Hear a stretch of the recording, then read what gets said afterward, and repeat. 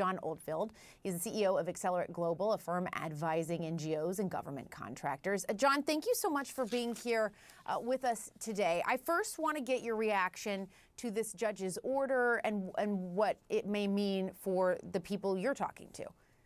Yeah, Jessica, thank you. It's great to be with you again. We support Judge Nichols' letter and the temporary restraining order associated with that.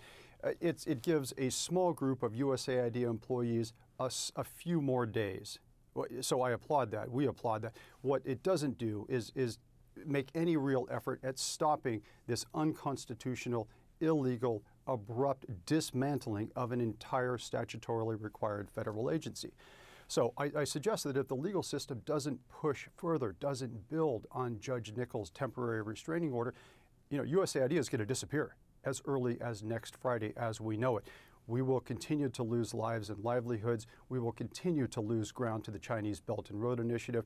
Look at Russian propaganda this morning. They're crazy excited about the dismantling of USAID. We will lose the moral high ground. We will lose our status as influencers to the Russians and violent extremist organizations. We will lose access to critical minerals in important countries of national security interest to the United States, like the Democratic Republic of Congo. If USAID goes away, as it may well in a week, we lose those trusted relationships that we spent decades building up with our partners. Yeah, in the clips we played, now Secretary of State, then Senator Rubio, laying out all of that really as to why he thought it was important at the time. I think your approach to all of this is what I think we're hearing and starting to hear again and again. It's not that you can't look for waste. It's not that you can't reform an agency. It's about how it's being done. Well, I think that's exactly right, Jessica. The time for foreign assistance reform is always. The place for foreign assistance reform is everywhere. Now, what most people know about USAID is its work in water, in health, in preventing infectious diseases, in democracy and governance, in conflict prevention across the globe. Now, what Secretary of State Rubio understands and what Senator Moran understands from Kansas is the direct positive impact and benefit that the U.S. Agency for International Development has on the United States. Who's watching? Well, I'll tell you who's watching. Kansas farmers are watching. Those folks that are producing soybeans, corn, wheat, the logistics providers, the shipping companies, the loading companies that are moving American commodities overseas, farm commodities, pharmaceuticals, other goods and services, those folks are waiting. Not only are they waiting for that $2 billion piece of business that directly impacts the United States, they're waiting to be paid $500 million of expenses that they've already incurred.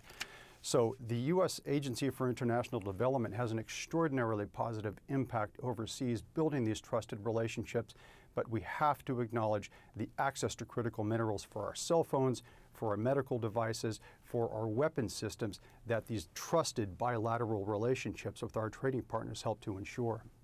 And you touch on something too that I think doesn't always get talked about, which is that this isn't just about shrinking a federal agency in Washington, D.C., in the swamp per se. There are farmers in Kansas that are sending their wheat or whatever they're growing overseas. There are farmers and business owners across this country that do participate in this in a way. Well, that's right. And I wouldn't limit it to farm commodities and medical devices and critical minerals. Listen, USAID isn't just going around the world giving presents to people. USAID is making investments on behalf of the U.S. taxpayer as stewarded by the U.S. Congress.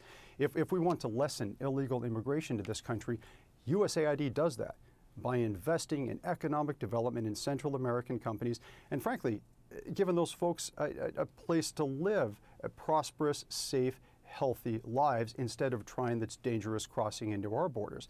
Right? If you want to prevent, I know you guys are covering Ebola a lot these days, if you want to prevent Ebola from breaking out of East Africa and hopping on a plane, an 8-hour plane ride back to Washington, D.C., if you want to prevent that, USAID does that by working with the Centers for Disease Control and Prevention, another agency very much under threat right now, to prevent that Ebola outbreak or other infectious diseases that emanate from developing countries from getting on that plane and sickening and killing millions of Americans. So on the conflict side of things, USAID's stabilization efforts work to prevent small conflicts from getting much bigger. Our Secretary of Defense yesterday morning at the Pentagon at the town hall meeting said his job is to deter conflict. And when you don't have water and you're an Iraqi farmer or a Syrian farmer, you can't feed your family because you can't farm. You become desperate, and desperate people do desperate things, including turning to violent extremist organizations. So if Secretary Hegseth actually wants to deter conflict, he needs to encourage Congress to fully appropriate funds for State Department and USAID. And you rushed against this, but just the idea that with the U.S. backing out of the world stage like this, that it does open the door for Russia, for China. One former administrator of USAID writing in an op-ed that Moscow and Beijing are cheering this attack on the agency. Quote, they understand what those seeking to dismantle the agency are desperate to hide from the American people. USAID has become America's superpower in a world defined by threats that cross borders and amid growing strategic competition. It gets back at this idea of soft power and what sort of benefit that might have both for people abroad, but really for America. Well, that's right, and I certainly support that statement from Administrator Power, but it's important to recognize that 5 previous USAID administrators essentially say the same thing. They might have policy disagreements, that's fine, but we cannot unilaterally, unconstitutionally, illegally dismantle an entire agency. Soft power is exactly the right word. The world is watching us. And China is watching very carefully. Russia is watching very carefully. Al-Shabaab and ISIS are watching very carefully. You, as farmers that you talk about, that are watching very carefully, as are their elected representatives in the Kansas and the Iowa and the North Carolina delegations. The more this process unfolds, the more USAID continues to be dismantled, the more time we lose, the more trust we lose with our bilateral partners across Africa, across Asia, across Latin America. Talk about building a barn. It takes years. You've got the architects and the engineers to build the barn, and it takes 5 seconds for an arsonist with a match to burn the thing down. Now that farm needs a foundation. USAID is built on a foundation of trust. And I have 2 big concerns. We're losing that foundation right now by completely dismantling the agency. And then secondly, and a larger concern, is that USAID is the trial balloon. USAID is the tip of the iceberg here. And I would ask 100 members of the Senate and the 53 Republican senators in particular, what comes next? And is it the FBI? Is it the CIA? Is it the Department of Justice? Is it the Small Business Administration? Is it the Centers for Disease Control and Prevention that's going to allow Ebola to come into this country or make that more likely? I'm very concerned about USAID. I'm concerned about the rule of law. I'm concerned about any number of other federal agencies that might get the axe as well. Yeah. All right. Well, John Oldfield, thank you for your time. We really appreciate it. It's my pleasure. Thank you, Jessica.